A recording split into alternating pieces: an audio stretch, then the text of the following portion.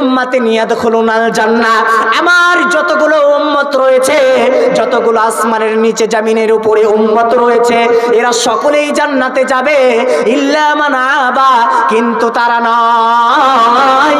এবং নবী করিমকে জিজ্ঞাসা করা হলো, ইয়া রাসূলুল্লাহ ওয়া মান আবা, হে আল্লাহ পাকের নবী, আপনি আমাকে বলুন আপনার কোন উম্মতটা জান্নাত পাবে না, আপনার কোন উম্মতটা জান্নাতে যেতে পাবে না।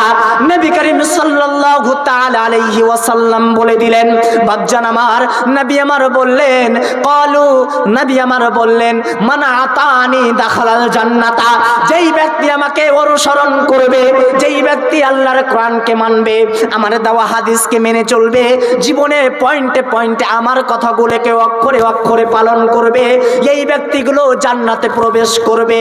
কেবলমাত্র ওই ব্যক্তিগুলো জান্নাতে প্রবেশ করবে না, কারা করবে না?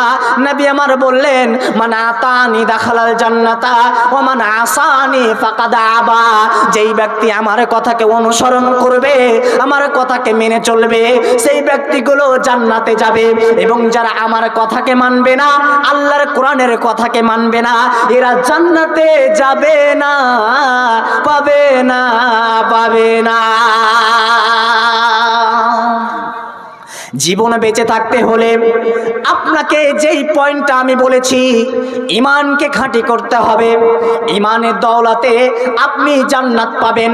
আপনি এখন কোনো মানুষদের দ্বারে, মানুষেরা ঝগড়া করেছে, ফাসাদ করেছে, বিবাদ করেছে, নারী ধর্ষণ করেছে, কিস্তিতে গাড়ি নিয়েছে, লোন নিয়েছে, সুদ খাটাচ্ছে, ঘুষ খাটাচ্ছে, এবার আপনি সেই জায়গাতে বাধা দিতে যাবেন, আপনাকে আক্রমণ করবে, আপনাকে আঘাত করবে, ওই আঘাত নিয়ে আপনি আল্লাহর কাছে বিচার চাইবেন, আর ওই মানুষকে আপনি কিছুই বলবেন না। কারণ আমি আপনাকে স্বল্প কথায় একটু বুঝিয়ে দিই, ভালো কচু অল্প জালে সিজে, আর খারাপ কচু যতই জাল দিবেন আপনার সিজবে না। তাই আমি আপনাকে একটি কথা বলছি, আপনি বুঝে নেবেন। ওই মানুষকে যখন আপনি আঘাত দিয়ে দিবেন, ওই মানুষ আল্লাহর কাছে বিচার চাইবে, আল্লাহ বুঝে নিবে আমার ব্যক্তিটার ভিতরে অনেক ঈমান আছে রে, আমার ব্যক্তিটা আমাকে মেনে চলে, আমার নবীর কথাকে মানে। এর জন্য আল্লাহ তাআলা ওই ব্যক্তির প্রতিদান সাথে সাথে দিয়ে দেয়। কেন দিয়ে দেয়? ওই ব্যক্তি জীবনে কোরআনকে মেনেছে, ওই ব্যক্তি নবীর হাদিসকে মেনেছে, মিসকাত মেনেছে, তিরমিজি মেনেছে, সহিহ বুখারী মেনেছে, মিসকাত মেনেছে, মুসলিম মেনেছে, জীবনে যা করেছে কোরআনের কথা মতো মেনেছে, হাদিসের কথা মতো চলেছে। বাপজান আমার, আজ আমাদের ঈমানটা খাঁটি হয় না। মারে, আপনারা আজকে সন্তান জন্মগ্রহণ করান, পৃথিবীতে ভূমিষ্ঠ করান, তখন আপনারা সালাত আদায় করেন। এবার আমি আপনাকে একটি পয়েন্ট দিই, যখন মায়েরা আমার বাচ্চা ধারণ করে গর্ভে, তখন সালাত আদায় করে। এবার যখন বাচ্চা পৃথিবীতে ভূমিষ্ঠ হয়ে গেল, 40 দিন পর্যন্ত তার কোনো ইবাদত হবে না। এবার 40 দিন পরে সে যখন ইবাদত করতে যাবে, ইবাদত করবে, ওই টাইমটা হচ্ছে তার ইবাদতের টাইম, কিন্তু সে করতে পারে না। সে তখন বলে, আপনি যদি তাকে জিজ্ঞাসা করি, ও বোন তুমি বলো কেন তুমি সালাত আদায় করো না, এবার তখন আপনাকে অজুহাত দেখাবে, আমার সন্তান দুধ পান করছে, আমার বাচ্চাকে নিয়ে আমি সালাত আদায় করতে পারি না। মারে, আপনি মনে রাখেন, আজ তুমি আমাকে অপবাদ দিচ্ছ, আজ তুমি আমাকে অজুহাত দেখাচ্ছ, কিন্তু কাল কিয়ামতের দিন আপনি রেহাই পাবেন না, পাবেন না। বাপজান, এখানে আল্লাহ তাআলার কিতাবের ভিতরে যেই রকম পয়েন্ট আসলো, কি পয়েন্ট? জীবনে ঈমানকে খাঁটি করতে চান, তাহলে আল্লাহ সুবহানাহু ওয়া তাআলার কোরআনকে মানতে হবে। জীবনে যদি জান্নাত পেতে চান, যত রকমের জীবনে কষ্ট আসবে, কোনো মানুষকে আপনি আঘাত দিবেন না। কোনো মানুষ যদি আপনাকে আঘাত দিয়ে দেয়, আপনি সহ্য করে নেবেন। আল্লাহকে বলবেন কখন?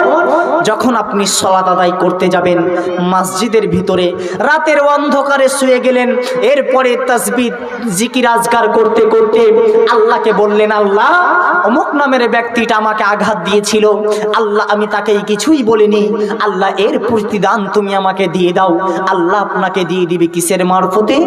আপনি কোরআনকে মেনেছিলেন, নবীর হাদিসকে মেনেছিলেন, সেই জন্য আল্লাহ আপনাকে দিয়ে দিবেন।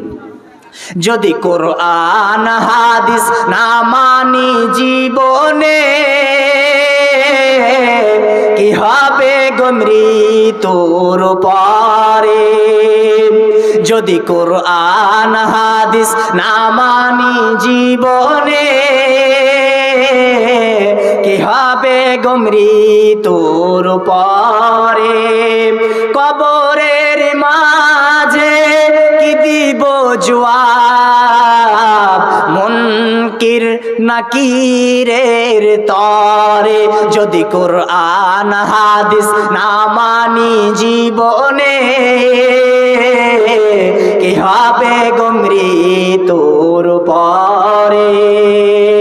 চার মাযহাবকে ফরজ জেনেছি, এক মাযহাবের আমল করেছি।